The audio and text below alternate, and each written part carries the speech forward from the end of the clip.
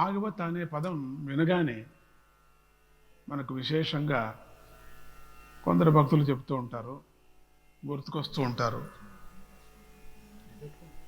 ఎందుకు అలా అంటే, ప్రాణులందరూ తమ ప్రాణాలను అమితంగా ప్రేమిస్తారు.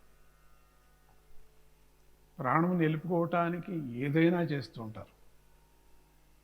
కానీ కొన్ని సందర్భాల్లో ప్రాణము అల్పాయుష్గా ఉండవచ్చు.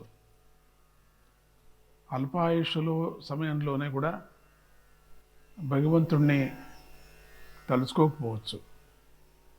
ఇక పూర్ణాయస్సు 100 సంవత్సరాలు నిండినప్పటికి కూడా భగవంతుణ్ణి తలుచుకోకపోవచ్చు.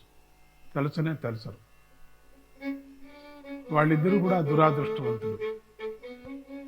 అల్పాయుష్లో ఉండినటువంటి వాళ్ళు భగవంతుణ్ణి తలిచారంటే ఇంకంతకన్నా భాగ్యం లేదు.